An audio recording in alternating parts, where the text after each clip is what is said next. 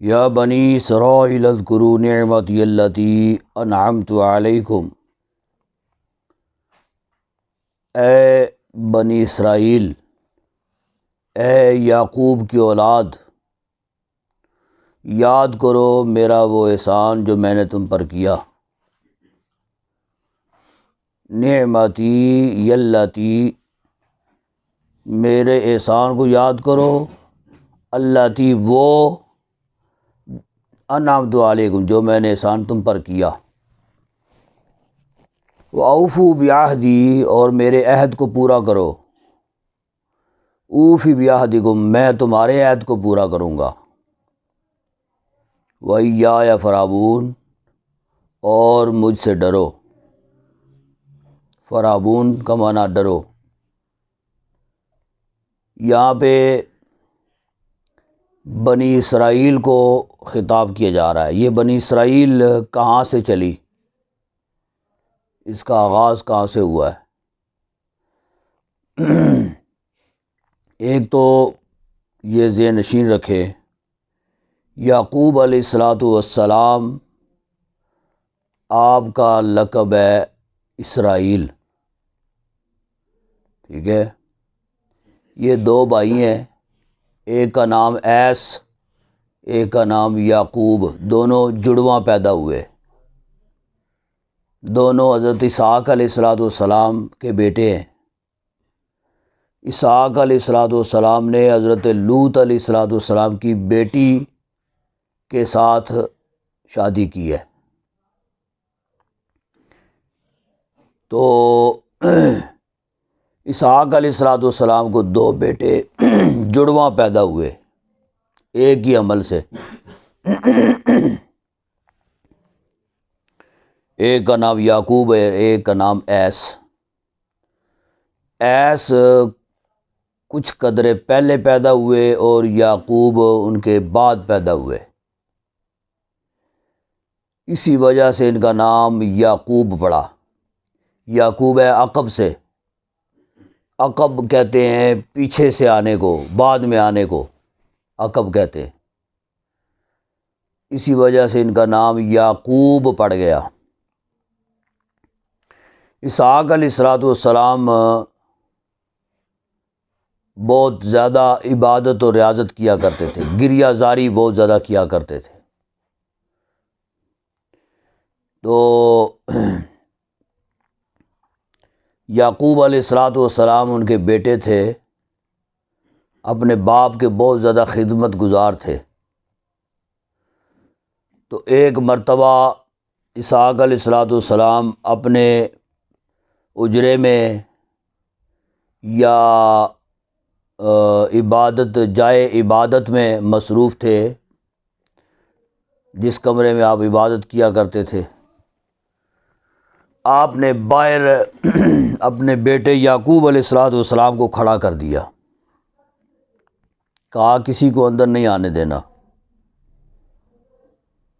یعقوب علیہ السلام باہر کھڑے ہو گئے، ابھی چھوٹے ہیں، اسحاق علیہ السلام کو نبوت ملی ہوئی ہے، آپ نبی ہیں، پیغمبر ہیں۔ یعقوب علیہ السلام باہر کھڑے ہو گئے، ایک فرشتہ انسانی شکل میں آیا، حقیقت میں وہ امتحان لینے آیا تھا، آگے جانے لگا، بڑھنے لگا، دروازے کی طرف اندر جانے لگا۔ یعقوب علیہ السلام نے روک دیا، کہا کہ اندر نہیں جانا، ابا حضور عبادت میں مصروف ہیں، انہوں نے منع کیا ہے کہ کسی کو اندر نہیں آنے دینا۔ انہوں نے اصرار کیا، کہا نہیں میں تو جاؤں گا۔ کہا کہ جی آپ کیسے جا سکتے، میں منع کر رہا ہوں آپ کو، میں نہیں جانے دوں گا۔ بس اسی بات پہ ان کا آپس میں تکرار ہو گیا، باس مباحثہ ہو گئی۔ تو اسحاق علیہ السلام اندر سن رہے تھے، اب باہر تشریف لائے۔ تو پیغمبر جو ہوتا ہے، یہ بات ذہن نشین رکھیں، جو فرشتہ ہوتا ہے وہ کسی بھی شکل میں آ سکتا ہے۔ اللہ تبارک و تعالیٰ نے اس کو اتنی طاقت دی ہوئی ہوتی ہے، وہ چاہے انسانوں میں سے کسی کی بھی شکل اختیار کر کے آ جائے لیکن پیغمبر جو ہوتا ہے وہ پہچان لیتا ہے۔ نبی کی نظر جو ہے وہ اس قدر وسیع و عریض ہوتی ہے، علم اس قدر وسیع و عریض ہوتا ہے کہ وہ جان جاتے، پہچان جاتے ہیں کہ یہ انسان نہیں ہے، یہ فرشتہ ہے۔ جیسے ہی باہر آئے پہچان گئے کہ فرشتے کے ساتھ یعقوب علیہ السلام جھگڑا کر رہے ہیں۔ کہا کیا معاملہ ہے، کیا ماجرا ہے؟ کہا جی آپ نے ڈیوٹی لگائی میری یہاں پہ، میں اپنی ڈیوٹی سر انجام دے رہا ہوں، یہ صاحب آئے ہیں پتہ نہیں کون ہے، اندر آنے کی کوشش کر رہے ہیں، میں ان کو روک رہا ہوں، یہ رک نہیں رہے۔ تو یعقوب علیہ السلام نے فرمایا کہ تو جانتا نہیں ہے کہ یہ فرشتہ ہے؟ جی یہ تو فرشتہ ہے۔ جب انہوں نے یہ سنا کہ یہ فرشتہ ہے، انسانی شکل میں ہے، تو انہوں نے پھر معذرت کی۔ تو انہوں نے اس فرشتے نے ان کی تابع داری، فرما برداری، ثابت قدمی دیکھ کر کہا کہ یہ آپ کا بیٹا جو ہے یہ آپ کا بہت فرما بردار ہے، اور مطلب وقت کا یہ نبی ہے، اور اس کا نام جو ہے ہم یہ تجویز کرتے ہیں، اس کا نام اسرائیل ہے۔ ٹھیک ہے، اب یعقوب علیہ السلام کا لقب یہ اسرائیل، حالانکہ نام ان کا یعقوب تھا، لیکن اسرائیل ان کا یہ لقب جو ہے یہ پھر مشہور ہو گیا۔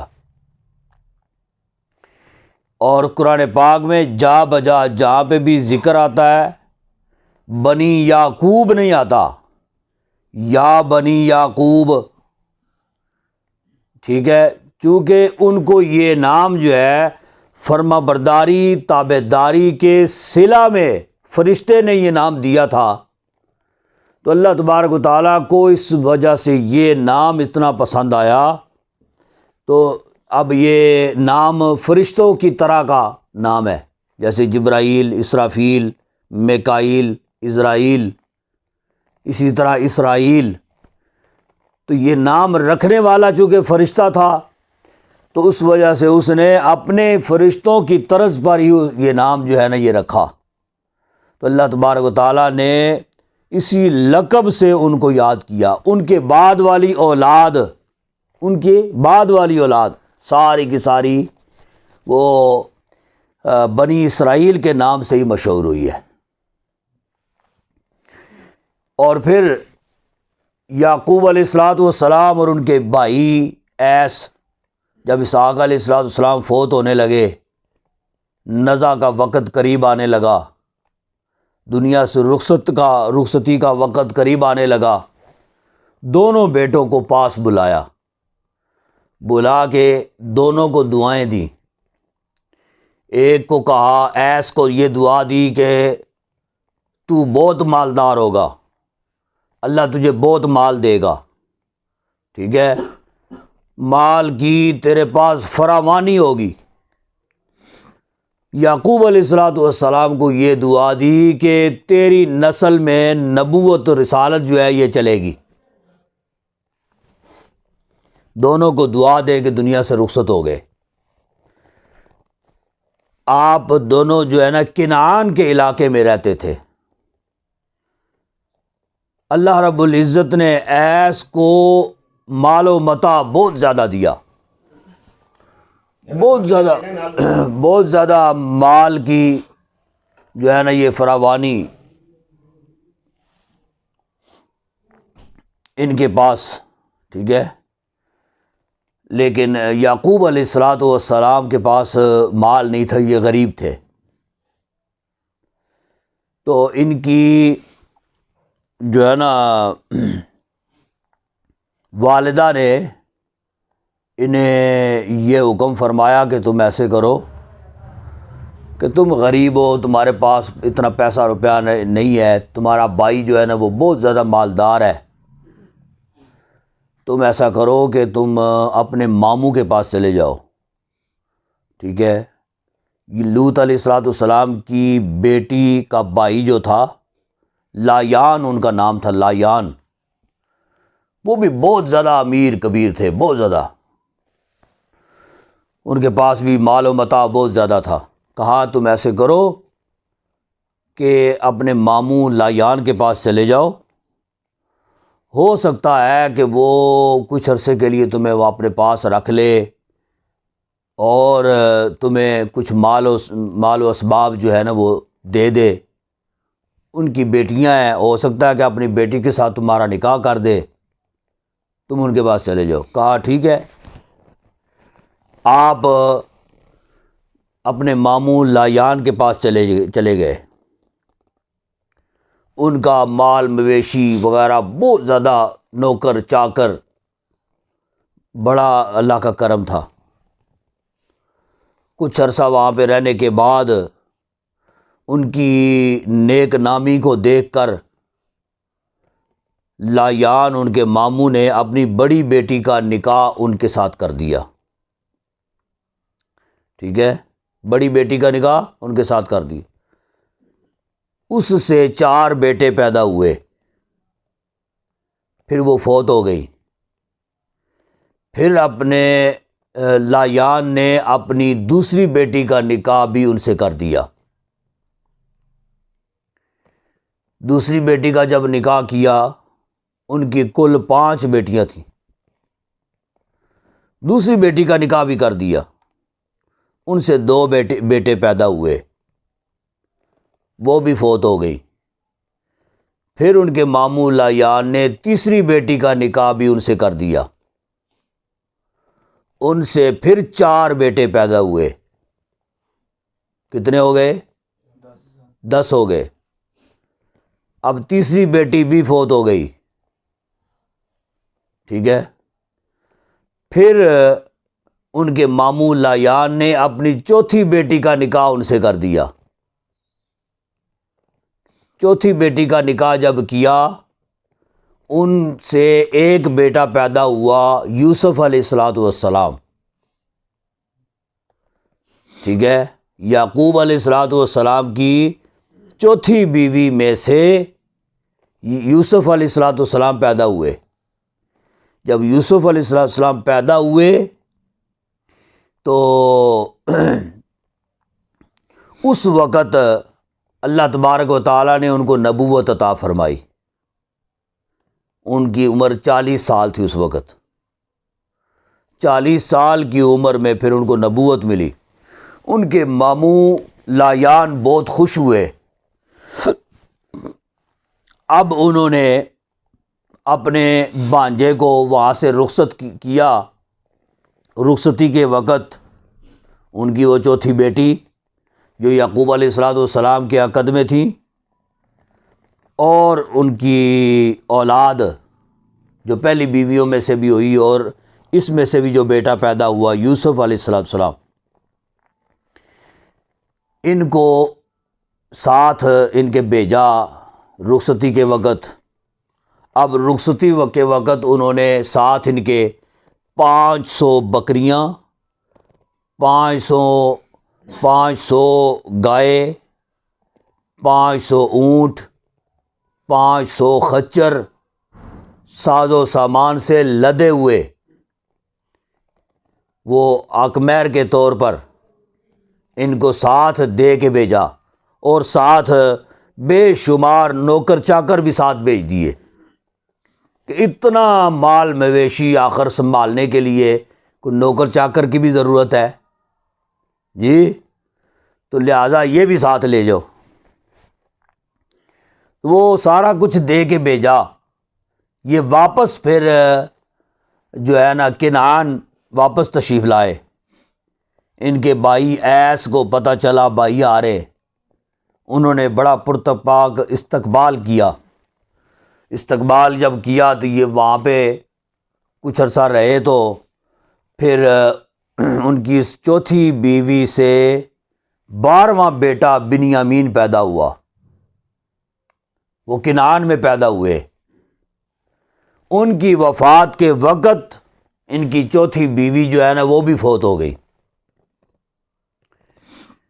پیچھے لایان کو پتہ چل گیا ان کے ماموں کو کہ میری چوتھی بیٹی فوت ہو گئی ہے، انہوں نے اپنی پانچویں بیٹی بھی ان کے نکاح میں کر دی۔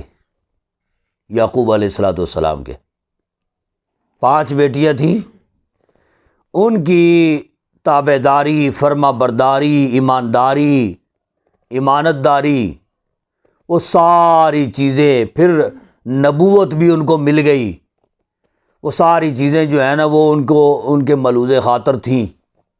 اب 5ویں بیٹی کا نکاح بھی یعقوب علیہ السلام سے کر دیا، تو یعقوب علیہ السلام اس 5ویں بیوی سے کوئی اولاد نہیں ہوئی ہے، ٹھیک ہے، لیکن اس 5ویں بیوی نے اپنے پچھلے 12 بچے جو تھے نا یعقوب علیہ السلام کے، ان کی پرورش 5ویں بیوی نے کی ہے، 5ویں بیوی نے، ٹھیک ہے۔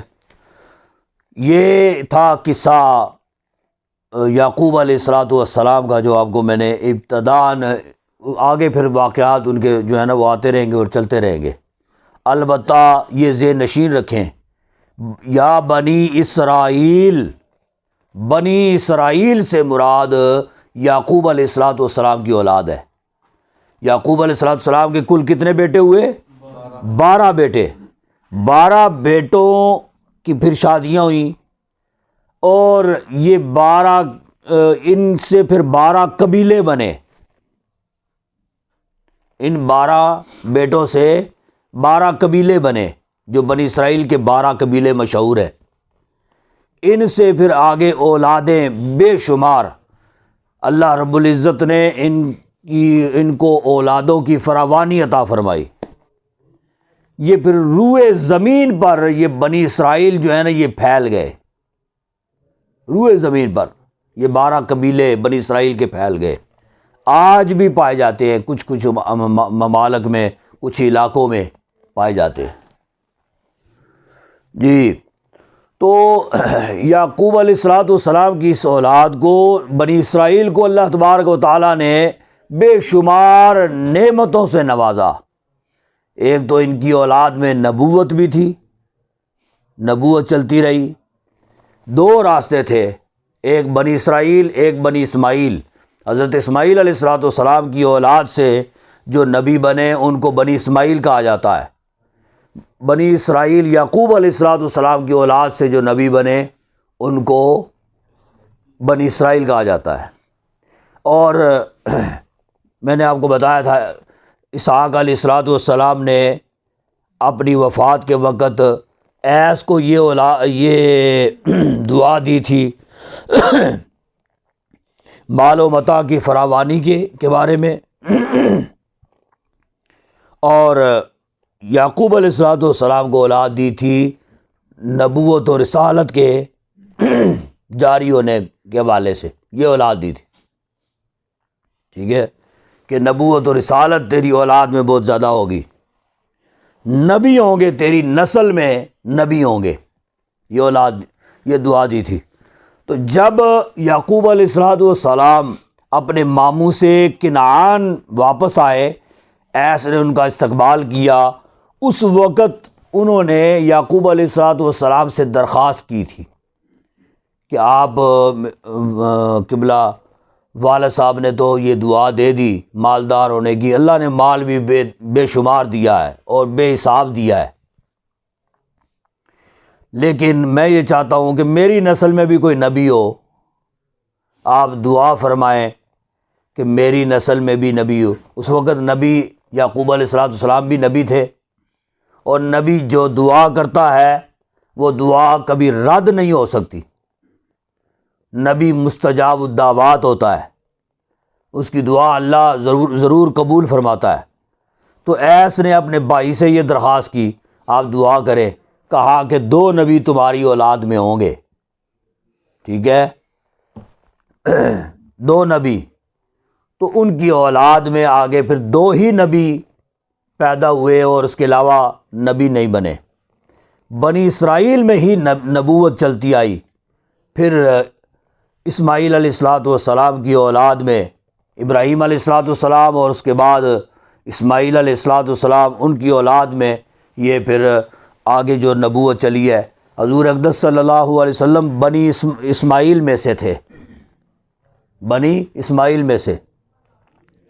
بنی اسرائیل کو سب سے زیادہ دکھ اور اسد اسی بات کا تھا کہ نبوت شروع سے چلی آ رہی ہے، ہماری اولاد ہمارے آباء و اجداد میں نبوت چلی آ رہی ہے، تو نبی آخر الزماں بھی ہماری ہی نسل میں ہونے چاہیے، بنی اسرائیل میں سے ہونے چاہیے۔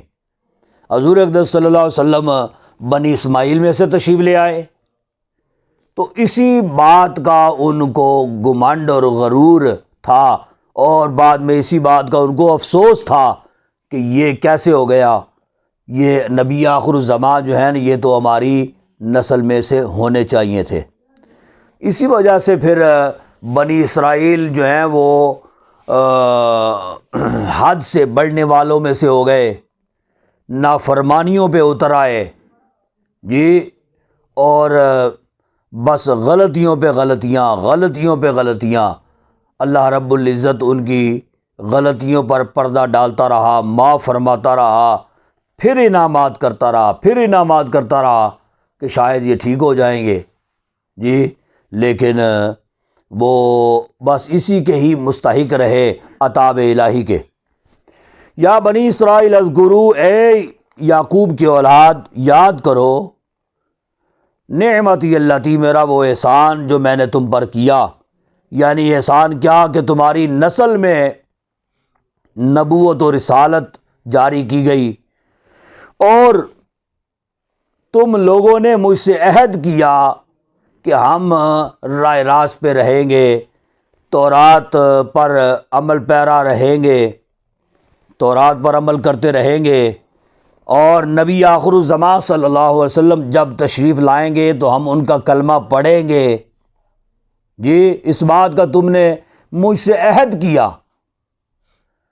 تو کہا کہ پھر تم نے عہد جو ہے وہ توڑ دیا، وَأَوْفُوا بِعَہْدِی، میرے عہد کو پورا کرو، جب تم پورا کرو گے تو وہ اوفی بعہدکم، میں بھی تمہارے عہد کو پورا کروں گا، ٹھیک ہے۔ وَإِيَّايَ فَارْهَبُونِ، مجھ سے ڈرو۔ وَآمِنُوا بِمَا أَنزَلْتُ مُصَدِّقًا لِمَا مَعَكُمْ، اور ایمان لاؤ اس پر جو میں نے تم پر نازل کیا، یعنی تورات، مصدقا لما معکم، تصدیق کرتا ہوا اس کی جو تمہارے ساتھ ہے، ٹھیک ہے۔ یعنی اس سے مراد یہ ہے کہ پہلی کتابوں پر بھی تم ایمان لاؤ اور تورات پر بھی ایمان لاؤ۔ یہ تورات جو ہے یہ پچھلی کتابوں کی جو ہے نا وہ تصدیق کرتی ہے، انجیل کی تصدیق کرتی ہے، آسمانی صحیفوں کی تصدیق کرتی ہے، ٹھیک ہے۔ ہر آنے والی کتاب پہلی کتابوں کی تصدیق کرتی تھی کہ جو کلام اللہ تبارک و تعالیٰ نے نازل فرمایا ہے وہ حق ہے، سچ ہے، لیکن تم نے جو ہے وہ نہ تورات کو مانا، نہ اس کے احکامات کو مانا، نہ گزشتہ کتابوں کو تم نے تسلیم کیا۔ وَلَا تَكُونُوا أَوَّلَ كَافِرٍ بِهِ، فرمایا کہ نہ ہو پہلے منکر اس کا انکار نہ کرو، جو بھی اللہ رب العزت کلام نازل فرماتا ہے، کتاب نازل فرماتا ہے، اس پر ایمان لانا تم پر لازم ہے۔ وَلَا تَشْتَرُوا بِآيَاتِ ثَمَنًا قَلِيلًا، اور نہ تھوڑے دام لو میری آیتوں کے بدلے، میری آیتوں کے بدلے تم تھوڑے دام نہ لو۔ وَإِيَّايَ فَاتَّقُونِ، اور مجھ سے ڈرو۔ بنی اسرائیل کے پاس جو تورات تھی اس میں نبی آخر الزماں صلی اللہ علیہ وسلم کی نشانیاں موجود تھیں کہ نبی پاک صلی اللہ علیہ وسلم کس علاقے میں تشریف لائیں گے، ان کی شباہت کیسی کیسی ہوگی، دکھنے میں وہ کیسے ہوں گے، ان کا رہنا سہنا کھانا پینا کیسا ہوگا، وہ ساری نشانیاں جو ہیں وہ تورات میں موجود تھیں۔ ان سے یہ عہد و پیمان لیا جاتا تورات میں کہ یہ ان نشانیوں کی شخصیت اور ہستی جب کائنات میں مبعوث ہوگی تم پر لازم ہے کہ ان پر ایمان لانا ہے. ٹھیک ہے. لیکن وہ ایسے بدبخت تھے کہ وہ یہ ان کے ذہن میں تھا کہ اگر حضور اقدس پتہ چل گیا کہ نبی پاک صلی اللہ علیہ وسلم تشریف لے آئے ہیں اور جو نشانیاں تورات میں موجود تھیں وہ ساری نشانیاں ان پر صادق آ رہی ہیں. ٹھیک ہے. پتہ تھا ان کو، جتنے بھی بنی اسرائیل کے علماء تھے، لیکن انہیں پتہ تھا کہ اگر ہم نے حقیقت لوگوں کے سامنے عیاں کر دی تو پھر جو رزق ہمیں مل رہا ہے وہ رزق بند ہو جائے گا. لوگ آتے تھے نا، ان سے آگے پوچھتے تھے، پیسے بھی دیتے تھے، خدمتیں بھی ان کی کرتے تھے کہ جی نبی آخر الزماں کی جو نشانیاں تورات میں ہیں وہ ہمیں پڑھ کے سناؤ. تو وہ سناتے تھے پیسے لے کے. ٹھیک ہے. تو اللہ تبارک و تعالیٰ نے ساماناً قلیلا کیوں فرمایا؟ تھوڑے دام. حالانکہ وہ پیسے تو زیادہ لیتے تھے نا، لیکن کلام الہی کے بدلے میں تو ان کی کوئی وقت نہیں تھی نا. کلام الہی کے مقابلے میں ان پیسوں کی کوئی حیثیت نہیں تھی. اس وجہ سے اللہ تبارک و تعالیٰ ان کو ساماناً قلیلا سے تعبیر دیتا ہے کہ تھوڑے دام لیتے. ٹھیک ہے. تو وہ سوچنے لگے کہ اگر ہم نے نبی آخر الزمان صلی اللہ علیہ وسلم کی نشانیاں ان کو پڑھ کے سنا دی، بتا دی، پھر تو ان سب نے کلمہ پڑھ لینا ہے، مسلمان ہو جانا ہے، پھر ان کے گروہ میں انہوں نے شامل ہو جانا ہے، نہ ہمارے پاس کسی نے آنا ہے اور نہ آ کے کسی نے نشانیاں پوچھنی ہے، تو ہمارا روزگار تو بند ہو جائے گا. سمجھ گئے نا؟ تو اس وجہ سے وہ کیا کرتے تھے، جب پھر کوئی آتے تھے نا ان کے پاس، تو حضور اقدس صلی اللہ علیہ وسلم کی وہ والی آیات اور وہ کلام رب العزت کا جس میں حضور کی نشانیاں موجود تھیں، اس کلام کو، ان آیات کو وہ چھپا دیتے. ٹھیک ہے.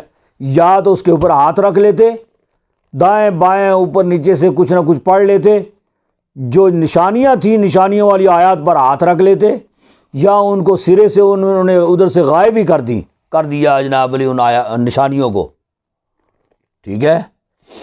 تو اللہ تبارک و تعالیٰ اس آیت کریمہ میں اس بات کی طرف اشارہ فرما رہا ہے اور فرمایا وَلَا تَلْبِسُوا الْحَقَّ بِالْبَاطِلِ وَتَكْتُمُوا الْحَقَّ وَأَنْتُمْ تَعْلَمُونَ. اور نہ چھپاؤ، نہ ملاؤ حق کو باطل کے ساتھ، اور نہ ملاؤ حق کو باطل کے ساتھ. وَتَكْتُمُوا الْحَقَّ، اور یہاں پہ لام الف لا جو ہے یہ مخفی ہے. ٹھیک ہے. لکھنے میں نہیں ہے لیکن معنی میں یہ ہوگا، یہ حقیقت میں وَلَا تَكْتُمُوا الْحَقَّ ہے، اور نہ چھپاؤ حق کو. ٹھیک ہے. ترجمے میں ہے، لکھنے میں نہیں ہے. وَتَكْتُمُوا الْحَقَّ، اور نہ چھپاؤ حق کو جان بوجھ کر، وَأَنْتُمْ تَعْلَمُونَ. ٹھیک ہے. حق جو ہے وہ حق ہی ہے، حق کو باطل کے ساتھ ملایا نہیں جا سکتا. یہ دونوں متضاد چیزیں ہیں، یا حق ہوگا یا باطل ہوگا. جہاں پہ حق ہوگا وہاں پہ باطل نہیں ہو سکتا، جہاں پہ باطل ہے وہاں پہ حق نہیں ہے. تو لہذا یہ کیسے ہو سکتا ہے کہ حق کو تم باطل کے ساتھ، یعنی جو نبی کریم صلی اللہ علیہ وسلم کی آمد ہے اور ان کی تشریف آوری ہے وہ حق ہے اور سچ ہے، تو تم انکار کر کے حق کو باطل کے ساتھ تم ملا دیتے ہو. تو یہ کیسے ہو سکتا ہے؟ اور حق کو تم نہ چھپاؤ جان بوجھ کر. وَأَقِيمُوا الصَّلَاةَ وَآتُوا الزَّكَاةَ وَارْكَعُوا مَعَ الرَّاكِعِينَ، اور نماز قائم کرو اور زکوٰۃ ادا کرو اور رکوع کرو رکوع کرنے والوں کے ساتھ. ٹھیک ہے. یہاں پہ وہی بات یہ ابتداءً میں نے بتائی تھی، نماز پڑھنے کا حکم نہیں ہے، نماز قائم کرنے کا حکم ہے. ٹھیک ہے. نماز قائم کرنے سے مراد کیا ہے کہ نماز کے اصول و ضوابط جتنے بھی ہیں ان کو ملحوظ خاطر رکھا جائے، نماز کی شرائط جتنی بھی ہیں ان شرائط کو مد نظر رکھتے ہوئے ان کی تکمیل کرتے ہوئے پھر نماز ادا کی جائے، اور پھر یعنی طہارت وغیرہ وضو وغیرہ کا خیال کر کے وہ ساری چیزیں اگر موجود ہیں تو پھر بھی نماز کی حالت میں جب کھڑے ہو تو پھر خشوع و خضوع کے ساتھ رب تعالیٰ کی بارگاہ میں عبادت کی نیت سے تم نماز کے لیے کھڑے ہو جاؤ، ٹھیک ہے۔ اور یعنی نماز کی حالت میں ایسا نہیں ہے کہ پڑھ نماز رہے ہو تو ذہن میں یہ ہو کہ جناب علی 10 اوور ہو گئے انہیں 11 ہو گئے ہونے نے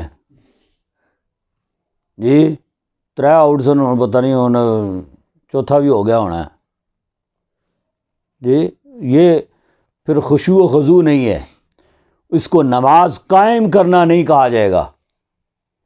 نماز ایسی عبادت ہے جو برائیوں سے روکنے والی ہے۔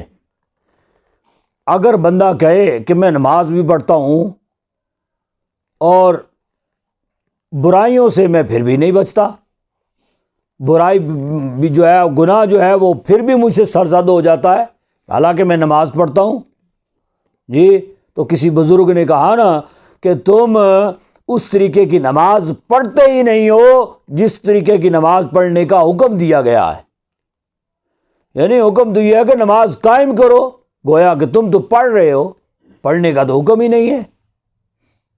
تو وہ نماز پڑھنا اس طرح کا جو ہے وہ ٹکریں تو ہو سکتی ہیں، نماز نہیں ہو سکتی، ٹھیک ہے۔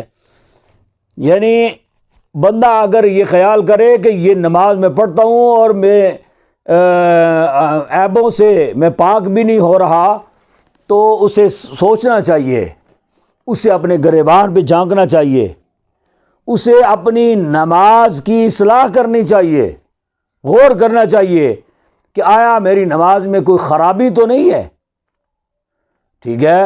اپنی ہی خرابی کی وجہ سے ایسی نماز تم پڑھ رہے ہو جو تمہیں برائیوں سے نہیں روک رہی ہے، تو پھر اپنی تمہاری اس عبادت کا قصور ہے، اس نماز پڑھنے کا قصور ہے، عبادت کا نماز کا کوئی قصور تو نہیں ہو سکتا نا، نماز کا کوئی قصور نہیں ہو سکتا۔ تو اللہ تبارک و تعالیٰ فرماؤ اقیموا الصلاۃ، نماز قائم کرو، زکوٰۃ ادا کرو، وارکعوا مع الراکعین، وارکعوا مع الراکعین سے نماز پنجگانہ با جماعت پڑھنے کا حکم دیا جا رہا ہے۔ رکوع کرو، رکوع کرنے والوں کے ساتھ، امام کے ساتھ آ کے نماز پڑھا کرو، ٹھیک ہے۔ تم کہو کہ جی بعد میں جناب علی پڑھ لواں گے، امام نال پیچھے کھڑے ہو گئے تو جناب لمبی ہو جاتی ہے قرات، نماز طویل ہو جاتی ہے، تو بعد میں پڑھ لیں گے آرام جناب علی، بس جلدی جلدی، تو وہی بات پھر وہ ٹکروں والی نماز پڑھنی ہے نا بعد میں جی۔ لہذا اللہ رب العزت کا یہ فرمان کہ رکوع کرو، رکوع کرنے والوں کے ساتھ، ٹھیک ہے۔ بامر مجبوری گھر میں بھی نماز ہو ہی جاتی ہے، لیکن جو اللہ کا حکم ہے وہ تو یہی ہے کہ نماز پڑھو رکوع کرنے والوں کے ساتھ، رکوع کرو رکوع کرنے والوں کے ساتھ۔ اتأمرون الناس بالبر وتنسون انفسکم وانتم تتلون الکتاب افلا تعقلون، کیا تأمرون الناس، حکم دیتے ہو تم لوگوں کو، بالبر بھلائی کا، وتنسون انفسکم اور خود بھولتے ہو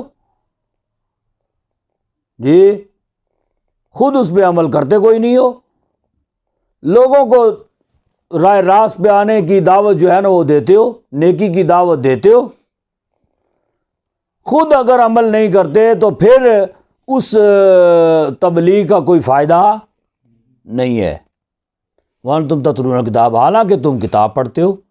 یہاں پہ بھی اب ہمارے اسٹوڈنٹ جو ہیں نا، یہ تو ایسے اسٹوڈنٹ ہیں نا کہ جہاں پہ واو نہیں بھی ہے تو پھر بھی اور کرنا ہے۔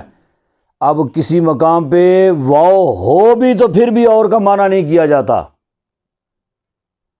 کسی مقام پہ ایسا بھی آتا ہے واو ہو بھی تو پھر بھی اور کا معنی نہیں کیا جاتا، چہ جائے کہ جہاں پہ ہے ہی نہیں ہے وہاں پہ اور بندہ کرتا رہے، سمجھ گئے۔ وانتم تتلون الکتاب، اس واو کا معنی اور نہیں ہے، واو حالیہ ہے، حالانکہ جی ایسے ہی ہے نا، حالانکہ تم کتاب پڑھتے ہو، تم تتلون کتاب پڑھتے ہو، تلاوت کرتے ہو کتاب کی، حالانکہ تم کتاب پڑھتے ہو، افلا تعقلون، کیا تمہیں عقل نہیں؟